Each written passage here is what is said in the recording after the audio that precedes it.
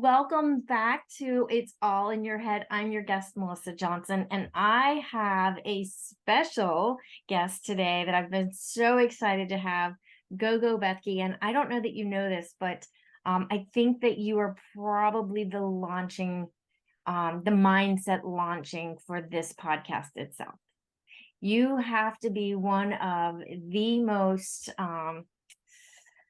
oh gosh, what can I say? Driven, inspiring people that I know. You have such an amazing story. So you have such an interesting story. Like no one would believe that you were not born and raised here. I mean, you have an accent, but you have such a perseverance that honestly in our house, like when I'm struggling with something, my husband even says to me, what would Gogo do?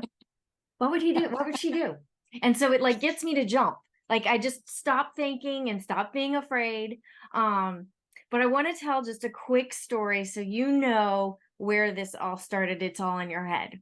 You and I had just joined you at EXP, one of your business partners, and you offer coaching for your business partners. And it's been a year, I think a year and a half ago. And I had no idea what to expect. And you asked me, like, what's going on? And I don't even remember the exact question, but I burst into tears.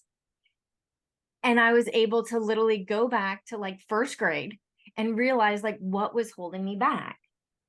So I asked you what you reacted to something, and I asked you, and I stopped you right there. You started crying, and I said, what happened in your childhood? Yep. And you were like, what? Yep. I know, it's crazy. That we're talking about here, because we react to things the way we react to things because of something that happened, that we draw a conclusion. Everything that we do in life is a reaction to an action, right? Right. And the way you have to look at it is, why did I draw the conclusion? What happened to me at some point in life that I draw the conclusion that if this, then that? Mm-hmm. Right? And everything that we do, we assume that if this happens, it means that. No, it doesn't. Right. It means that because you gave it a meaning based on what happened to you in the past. That doesn't mean that that same situation couldn't have a different outcome if you looked at it differently, right? But we don't look at it differently because we draw a conclusion. It's same with the elephant story. I never forget when I saw this explanation with the elephant. You know, the elephant is one of the largest animals on earth, right? They tie an elephant to a tiny little stake when they're little. And that elephant, after it grows into thousands of tons, it will stay there because it still thinks and it's that little and it cannot pull it out. That elephant could easily yank that chain. Yeah. But they don't, because what happened to them in their childhood. When they yanked it out in the childhood, they couldn't. So now they're doing the conclusion and they can't. They easily could. Wow. Wow. So I think what inspired me is that because of that moment, I feel like, and I always thought that I had a pretty good mindset. I'm always the silver lining kind of person, but until that moment, it was really an eye opener. So tell us a little bit about you. I mean, everybody that knows you, I mean, you have such an amazing story, but there are some people that might be listening that they don't realize like your journey here. I mean, you grew up in Romania. You didn't come here until how old were you? 21. 21. And you've only really been here for about 20 plus. I mean, you haven't been here forever. And the things that you have accomplished, but so tell us a little bit about who you are. Give us just a brief history of who Gogo is. So my real name is Bethke. I'm Hungarian by nationality. I have a mom and dad. They're still together. I have a sister. She's younger than me. I'm the older child. I always felt like a little oddball in our family. I felt like I never fit in, like there was something wrong with me, or they're all weird, right? One or the other. I usually say, if you don't, what did I say? Like every family has a crazy one, and if you don't know who it is, it's you, right? So I've not heard that one. What does it mean if you're an only child? Well, somewhere somebody in your family should be crazy. Right. If you don't know who that is, it's probably you, right? So instead of thinking that everybody in my family is weird, it's probably me who's weird, right? And I just always knew I wasn't designed to live in communism. I never seen the world in that light of like, we all work for the greater good. No, we don't. We all have different skills and definitely different work ethic. And I think we should get paid down based on our work ethic, right? And not based on the greater good. So anyway, I just knew I don't like belong there, and I didn't necessarily know where I'm going. I just knew I'm going somewhere else. And when I was 8 years old, I saw an Eddie Murphy movie, 48 Hours, not coming to America. Everybody thinks it's coming to America. It was 48 Hours by Eddie Murphy. And at that time, communism just ended in Romania. I've never seen a Black person. We never had access to the Western world. Like this was like the very first movie that my dad went and bought a TV and a color TV and a VCR player and came home with 48 hours out of all movies, right? And I just thought that that human on the screen was like so happy. Yeah. And I just remember, I just want to go where he's happy. I just thought he's happy because of where he was at, right? So that's my first recollection that I'm going to America, going to wherever that man was at, right? Because he was so happy. And that's my first recollection. That life goes on. I went to high school. I went to college. I went to high school in a dormitory, in a religious school, and from there I went to college in another country, also in a dormitory in Hungary. And in my third year of college, I had to take an English exam, and I didn't speak English pretty much at all. So I figured, I'm like, well, the easiest to learn a language is to go live with the people. So I applied to be an au pair. I applied to be on an oil rig, and I applied to work on a cruise ship. Thank God that God doesn't answer all of our prayers. Thank God I didn't go to the oil rig in the middle of the ocean, right? Thank God it doesn't answer. Imagine the story. Yes. Imagine how different my story would have been, right? And so I got all three jobs. So the first one that I got was the au pair job. I accepted the job. So I came out in 2003, sorry, as an au pair. I just turned 21 years old. I met Dwayne, my husband, 2 months after in a bar. 2 months after that, we were married. We just had our 20th wedding anniversary. We have 2 boys. I got licensed to I did all kinds of random jobs. I mean, I've been a server. I worked in a jewelry store. I worked in a plastics department. I have a restaurant food safety auditor certification. Like you name it, I have it, right? So I like to joke and say it was a process of elimination, what I don't want to be when I grow up, right? And then I stayed home for a while as a stay-at-home mom. And after Duke was born, because he got sick, so I couldn't go back to work. I couldn't imagine handing over a sick child to a stranger. And so I stayed home for a year and a half. And then in that period of time, I realized that I am not cut out to be a stay-at-home mom. I enjoy to bring something to society besides goo goo gaga all day and make mac and cheese and watch Cars and Nemo for the millionth time. And so I was like, okay, what job could I do that would allow me to still be home with them and also make some money? So I wanted to be a server in a restaurant. And then I realized very quickly, I'm not cut out for the job. I had a driver's license. Yeah. And that was like a big deal. Like we were sitting at a table one night with all of these people folding silverware, right? And there was like 6 of us at the table. I was the only one who had a driver's license. And they were like, you have a driver's license? No way. Can you pick me up for work? And I was like, this is the wrong crowd. I'm hanging with the wrong crowd. They all had DUIs. Okay, I was gonna ask, so was it because they were so young, or it was because they couldn't? Oh my! They all had DUIs. I was like, okay, I'm clearly hanging here with the wrong crowd, right? So I went home that night and I told Dwayne, I'm like, I need to change the job. I can't. You're the average of the 5 people you surround yourself with. And if I'm surrounding myself with 5 people who between the 5 of them, they don't have a driver's license, wrong crowd, right? And so I decided to, actually my neighbor that right around the same time came up to me and said that I would make such a good realtor. I was staying home. I was watching HGTV. I'm like, how hard can it be? So simple. So I went and got my license. Passed right away, went through licensing, passed right away, and got my real estate license. And I thought it's super simple because I watched it on HGTV. And by the way, it's 11/11, so I just screenshotted it. Love it. That's it. So I got into real estate thinking that it's easy. Yeah. And then I got a slap in the face and a reality check. Right. So here's what's fascinating to me, because I will say that until you and I had that breakdown moment, I've always been very conscious of my thoughts, but not to the depth that I am now. Do Well, you, the problem is we don't realize that some thoughts are thoughts, right? Because it just right. becomes your Well, they just being. live there. They're They just live permanent there. It just residents. becomes you. We don't Yeah, question why we have those thoughts, though. right. In another way, at one of the Tony Robbins events, I'm a huge Tony Robbins fans, right? And at this event, this specific one, they had a video on screen of this guy. It was another Tony Robbins event, so it's a video at a Tony Robbins event of another Tony Robbins event, right? And this guy is talking to Tony, like he picked him out of the crowd, and they're talking about his business, and he inherited the business from his father, and they were very successful, but they also had, well, they were, how do I say this? They had a lot of work, but they weren't very profitable, right? So they had a lot of expenses. So he was getting, they were really, really good at getting more and more clients, but to him, more and more clients meant that we just going to work more and not make more money, Right. right? Because they were profitable. So he's explaining this to Tony, and then Tony asked him this little question, and it literally blew my mind.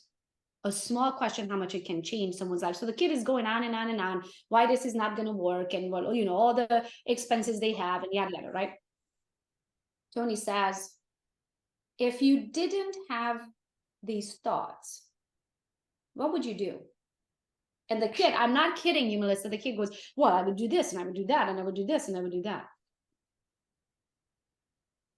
If you didn't have these thoughts, And what thought, and this is kind of where what kind of gets us so to, in his case, the yeah, thought was, too much we get work. more clients is Yeah, more work, we're not going to make profit, versus figuring out, getting those more clients and figuring out what do you need to do to right, make profit. Don't right, say no to the clients because of past experiences. right. Figure out where the holes are in your business. Say Yeah. yes to those clients, figure out, but he wouldn't even do that in his mind because he had those thoughts. Mhm. So And Tony said, if you didn't have those thoughts, what would you do? something that you said to me that really resonated with me as well is you have said in that kind of that same scenario is you're not the person that you'll need, that your future self needs you, but you can't get there. So don't worry about there. You'll get there when you get there. You know, like you can't worry about who that person is because you will eventually transform into that. You don't even know what that looks like. So when that question was asked, what resonated with you as far as like how did you personalize it for your own experience? Like what were the thoughts in your head? So for me, same thing. We all react to this world the way how we see it. We Mm-hmm. see it a certain way because of how experiences we had, like Right. how we were raised, the foundation that was laid in our life, right?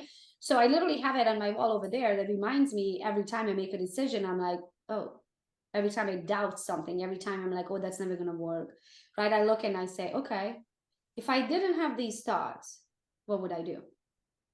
So let me get this straight because I think everybody needs to hear this because this is where I think a misperception, like the misconception comes in. Perception is that someone like yourself who is extremely successful, what we see, you wouldn't have a negative thought in the world. That you wouldn't have any thought that would say, you can't do that.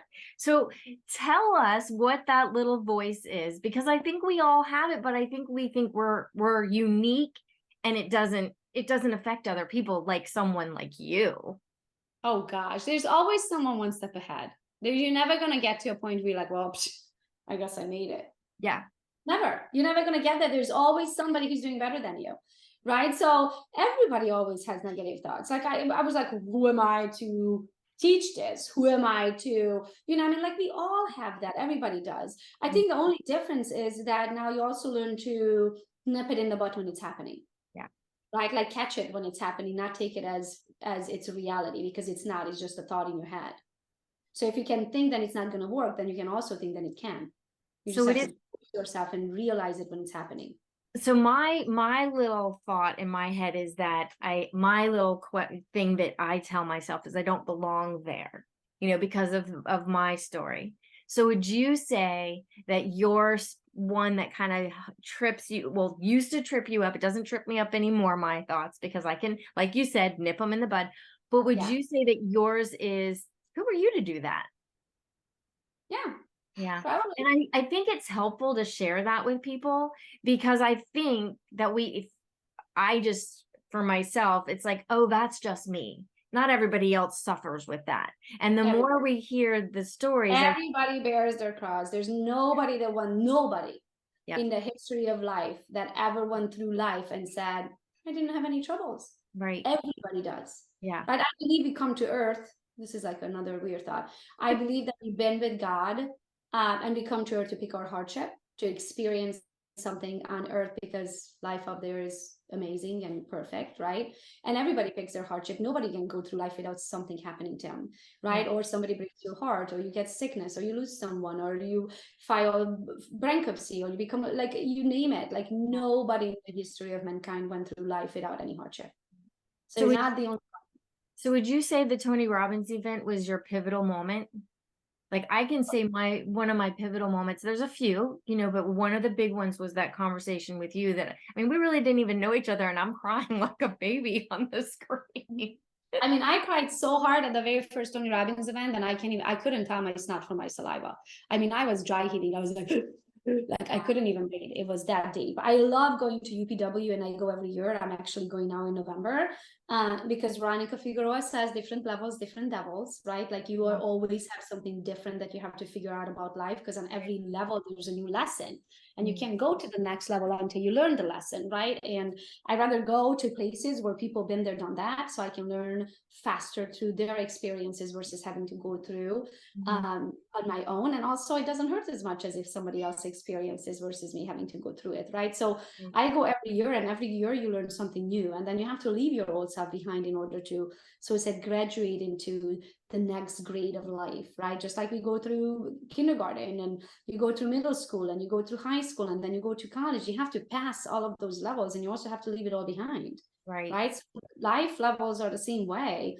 Actually, Dr. Wayne Dyer, I was watching one of his documentaries, and he said some people live for 90 years and some people live 1 year 90 times. Oh, that's painful. Some people are perfectly happy and content, I should say, at the level they are at, and they have no desires to go to the next level, and that's their prerogative, right? If you got there, you have a happy life, that's your prerogative, but for me, it's never going to be good enough. So I'm always chasing that next level. So you always have the question, am I good enough for the next level? And you won't know until you go and do it. Yeah. Well, and if it doesn't break you, you belong there. Isn't it? It's just fascinating to me. And you brought this like about the whole Tony Robbins thing, because I have to tell you, I just went to my first one last year. And I remember seeing all these people who were the plats. And I just thought, these people have to be really messed up. Like the fact that you have to like keep going to this thing, like it doesn't even make sense to me. Like, who are these people? And those are also the billionaires of the world. Well, so there's a reason why they keep going back. Yeah, you soon learn that those people that are sitting in those seats, that those are they've done something right. And like you said, what was it? Next new level, new devil. Yeah. And I different think levels, different levels. yes. So, and I think another misconception or perception, I don't know why I keep messing that word up, is that people assume, well, I did this once and now I'm fine. Like, even for yourself, like I have to constantly check my thinking. Like, do you find that it's faster now that you get out of that place and when you get into that little rut? Oh yeah, absolutely. I don't have them as often. Yeah. Right. I know what to do when I do have them. Right? It's just different. I also had another pivotal moment, since you're talking about pivotal moments in my life, where I realized I was once in the shower, and just literally showering, just a regular day, right? And I get this idea, and I was like, oh my gosh, what a good idea, right? And then I continue showering, and I'm like, well, I didn't make that idea. Like I could tell that it was like a download. Like it wasn't like something my brain concocted and put it together and came up with the idea. It was just something that popped up in my head. It felt like it was downloaded from somewhere else. And then I realized, oh, hold on a minute, not all ideas are our ideas. Some are given by God to us, right? And if God created us, he knows who we are. He put every single skill into that body, right? Into that person. He gave me that idea because he knew that I'm the best one for the job. So who am I to question? If God gave me that idea, then who am I to question if I'm able to do it or not? If that little monkey is talking on my shoulder, that's just a little monkey. That's just the devil trying to talk to me, talk me out of it. When God gives you an idea, he gave it to you because you already have the skills that it requires for that job. Do you have the balls to take action? That's where most people go wrong, because God also gives you a choice. And most people will allow that little monkey to talk them out of it. Yeah. And I just, and this book is what changed my life. Outwitting the Devil. Napoleon Hill. So Napoleon Hill wrote Think and Grow Rich, but he also wrote Outwitting the Devil. This book is even better. Oh, better than that one.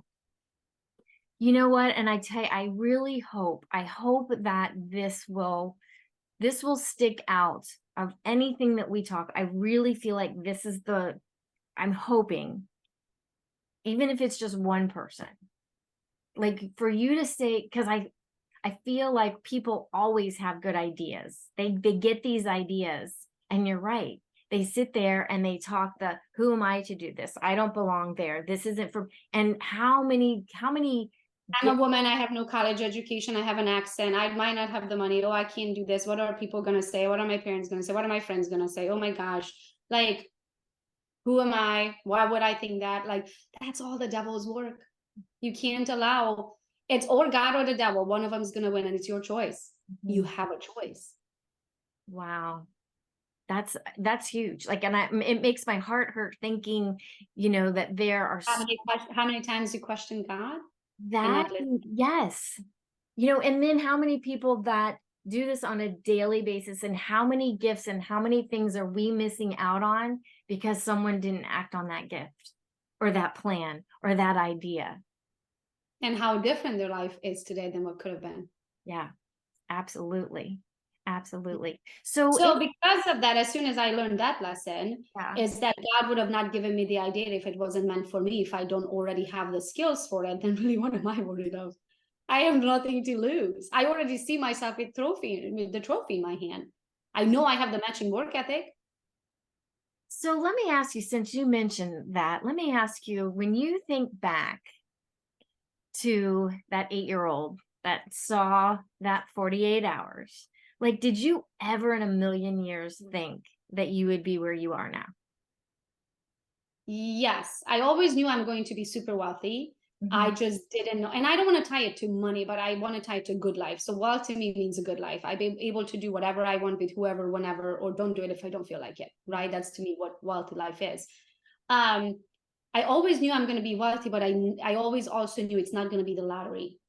So then I was always questioning, well, then what is it going to be? Because I don't have a specific skill. So I can't sing like Celine Dion. I can't draw like Da Vinci. I can't, you know what I mean? Like, I don't have necessarily a skill. And then Da Vinci was in a jar, by the way. He did draw that human figure, but I couldn't even draw that. That would tell you right there. Right? So it's like, I was always questioning, okay, then what am I? Then I have to become good at something. What is that something that's going to like be the differentiation factor that's going to take me to that wealth than I knew for myself, right?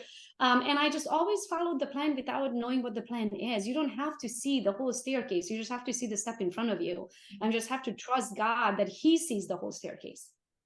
Yeah.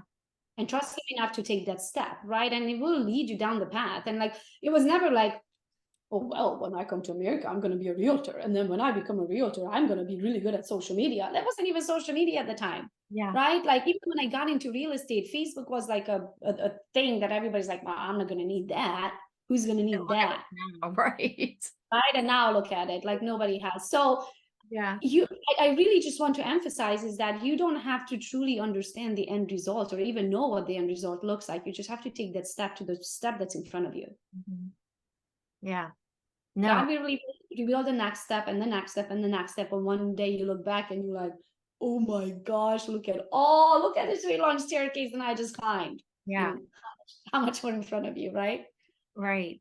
So anything that, because I hear this a lot, and you kind of brought it up, is, the negative about the money, like, don't hate your money. Don't, like, what are your thoughts about, and I think and I kind of heard you say, it's not. Can I nip that in the bud right now?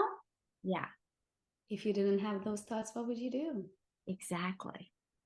Right? So our relationship with money is something again that happened to you or the way you were raised. Like your parents might have said that hard work equals money, or they might have said that money doesn't grow on trees. And for me, hard work equaled money for the longest time. But now I realize that that's a joke, because it doesn't. I don't have to work anymore to make money. Mm-hmm. I did had to work in the past to make money, but I built my systems in a way and our income in a way now that I don't have to work anymore, right? So for a period of time, yes, that was true, but it's not true for the rest of my life, Right. right? Was that So a you thought have, that you struggled with? Like, do you feel like that was oh definitely yeah, like, I have to work hard or this money goes away? yes, and also because you become it, right? Like I knew nothing else but work hard. Like I have worked hard for so long, for so many years. Then when I had 2 hours to myself, I'm like, something's wrong. I'm missing an appointment, right? Remember you And saying especially, that. Yeah, like, yeah, and then especially now that I take Thursdays, Fridays, Saturdays, Sundays off, like I really have nothing to do on a Thursday and nothing to do on a Friday, and it's kind of weird, right? And Dwayne always has to remind me, because Dwayne, my husband, is like the free spirited one who's totally happy doing nothing for the rest of his life, right? And so he has to remind me, that's why you work so hard. You work so hard so you don't have to work anymore ever again if you don't want to, right? Like he's like, why don't you just retire right now? You could literally fire everybody and retire right now, and we could live happily ever after until the cows come home, right? It's just not my personality, right? yeah. So you will change. Well, first of all, most people don't stop to think what their relationship with money is. They just live a life like that because those are their thoughts, Mhm. right? And we live life on our thoughts, and we are affecting our own life by our thoughts, right? And so not everybody stops to think about why they react to things, why do they think certain thoughts, those kind of things.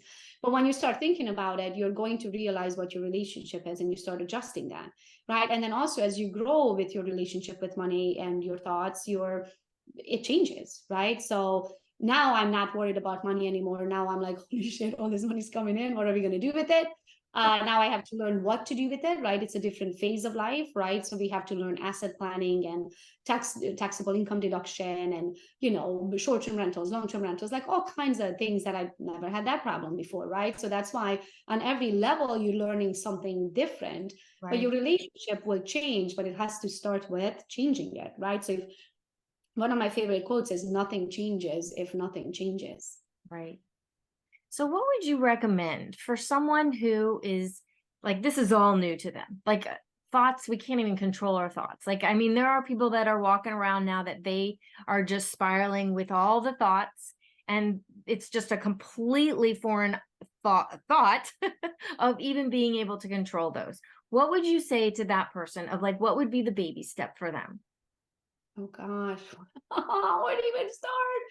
I started my soul searching at 29 years old. I'm going to be 42 here. So we are talking like 12 years, right? So I guess I'll walk you through my evolution, and hopefully that helps you, right? So I started with Oprah. Oprah used to have two shows, not the regular Oprah show on TV, but she used to have two other shows. One was called Super Soul Sunday, Hmm? and one was called Masterclass. I don't think she does them anymore, but I'm hoping you could probably go to YouTube and watch. I watched every single episode. That you could go to YouTube and watch the episodes, probably the past episodes on YouTube, right? I would have a notebook. So Oprah at the time was sending out these leather notebooks. So I had a leather notebook, and I would sit there with my pen and literally pause the show when somebody said something and write it down. It was one of my, like, I remember so many times I would sit on the couch when my kids were napping, and I would watch these episodes and take notes, right? I'm huge on the mind. For whatever reason, I enjoy learning things that I don't know. I love feeding my brain. So for me, that was like my mommy time, right? Like the kids were napping, I would sit down and watch those things and feed my brain. So Oprah, Super Soul Sunday, and Masterclass is what it started with. Then I found myself on the path of Dr. Wayne Dyer. So I listened to Dr. Wayne Dyer. I want to say I probably have seen every episode. I actually got to meet him, which was one of my favorite experiences of life. That's another pivotal moment that I got a hug from him. So it was a huge room. It was one of his events, right? And I got my husband and my in-laws to go, and we go, and it was in Detroit, and it just was amazing, right? And we did meditation with him, and he shared stories, and it just was amazing. At the end, in the back of the store, or the back of the event, they were selling his books. They had these Christmas kids books. I went up there, I bought some. I wanted to go up there super quick and ask him if he would sign it, right? And so we go up there, and around the stage, everybody's down and he's on stage, right? And he looks at me. I was the only one he selected to go up there, right? So I go up on stage. We talked about my son's diabetes and yada yada, and I go up on stage, and he gave me a hug. I can't even describe it, Melissa. That was the first time I got literally electrocuted. Wow. The energy of that man had. I was like an energized, but I'm like, I can't, I want to stop. I got so excited. I'm like, oh my gosh, I got like I walked around like that for like 2 weeks. Wow. Like I had this like smile on my face and just like like I was so charged. I was like, oh my gosh, someone's gonna look at me till I've freaking lost my mind, right? And I realized after that, holy shit, excuse my French, I'm like, some people have energy fields like crazy. Like I get chills just thinking about that, like that hug that I got from him. So I realized that when you get that feeling, right, you meet someone and you get that feeling of like, if I never see you again, I'll be perfectly fine. Listen to that feeling. Just like people can have positive energies, they can also have negative energies, and you don't want that in your life. Trust me, that's God giving you a wink. That's a God wink. Okay.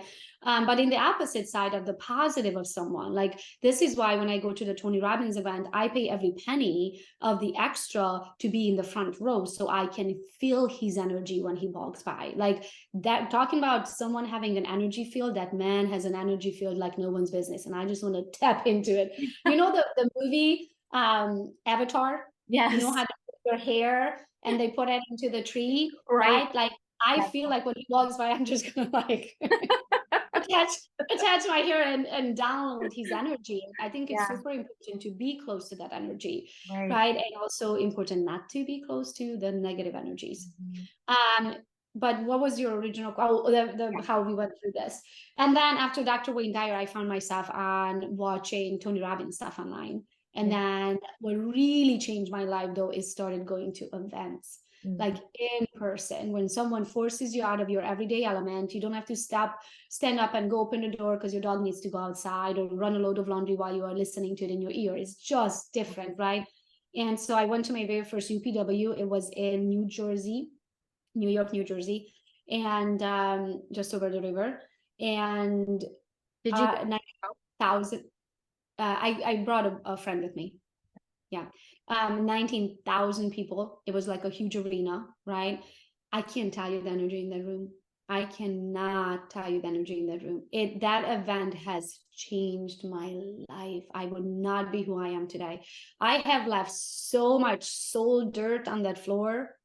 Like I have seen the darkest hours, darkest corners of my soul. Like I have given all I got when we were there. Like I really lived it full out to Yeah. try to figure out, who am I? My biggest questions were like, am I here to serve a purpose, or I'm just going to have an average life? Like that was my worry. Like I don't want an average life. I want to serve God to the fullest, highest ability of who he created me to be. I wanted to serve a purpose on this earth. I wanted to be in the book, in the history books, like 2,000 years from now when they're flipping through. I want to be that little dot in the, the history map. Yeah. And so I wanted to serve. Like I know I have so much in me that I can do, but what is that I can do? And then also I had childhood trauma and things like that. Then I went through that. I needed to clear off my plate so that it can fog up my future, right? Because some people live in the past and make decisions that happened in the past, and they use those decisions to form their future. And your past is not your future. It's just a decision that you make. And most people will draw the conclusion of the past and paint it over the future. And so you can never get out of that vicious cycle. Yeah. And so I just wanted to get in there and give it all I got and figure out, why am I here? What purpose do I serve? Why do I react to certain things? Why are the thoughts, and I have the thoughts? How can I change them? And I think UPW is where that happens. And I do it year after year after year. And every time I learn something different. Yeah. And it's interesting because they show you a graph kind of towards the end of the event that shows like when you leave, you make this like this huge jump, and then you go back to your normal life, and they said you kind of slide back, but you'll never go back to that bottom place. And then when you come back, you can make even more gains, and you slide back, but you're continuing to climb that mountain of understanding.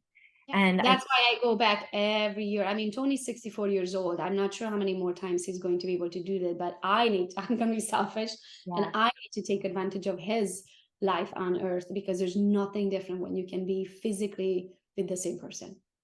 And something that just kind of, it came up for me, and this is why I bring it up. When I heard you say, because you say it quite often, is that event changed your life. It kind of scared me a little bit.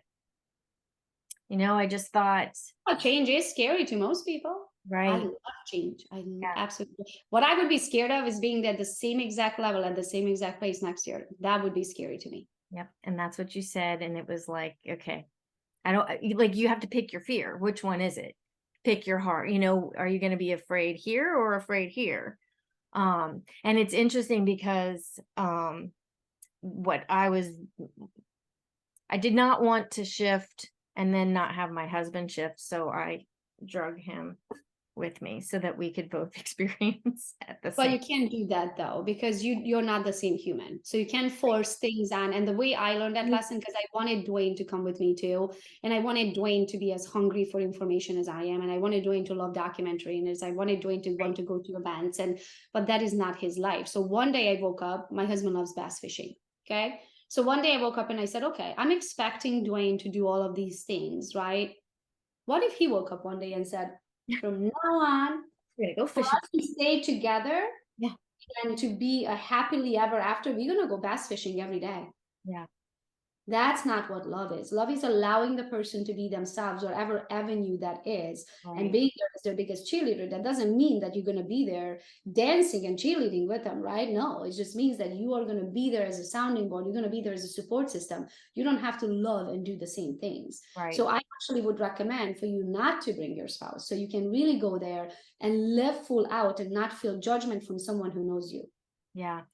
Like Yeah. when we go now, even though we are taking like 50 people from the Team Gogo organization, I am going and sitting by myself. Right. Not because I don't love my people. I love them enough where I want to give them freedom to live it full out.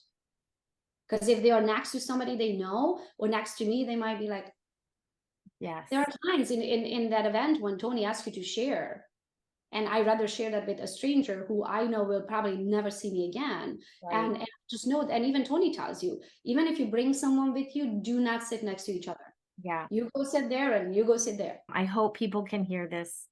Two things that I'm taking away, and I hope that, there's a lot in here, but I think, when you get these ideas, like they're there for a reason. They're there for a reason. And then the other big one, if you didn't have these thoughts, what would you do? All right. Well, I hope that everyone will share with us just taking those two little nuggets and that elephant story. I've not ever heard that one. This was the first time I've heard that one. Humans, we make decisions on in our adult life of what happened to us in childhood. It has no relevance. You're not the same human. No. Yeah, and mine was, my story was so simple. You know what I mean? It was such a simple little story that I didn't put meaning to until we talked about it. And it was like, wow, that was that. I can see that story in every decision that I've made. It was based off those, like being in first, second, and third grade. And it may be a reason why I went on to be a teacher. I don't know. See, we form our lives based on past experiences. Yeah. Your past is your past, and your future. You have to be outwitting the devil to go change your life. Yep. I'm putting that one. That's down on my list. All right. I appreciate you so much. Thank you Thanks for having so me. much. Bye. Yes. Bye.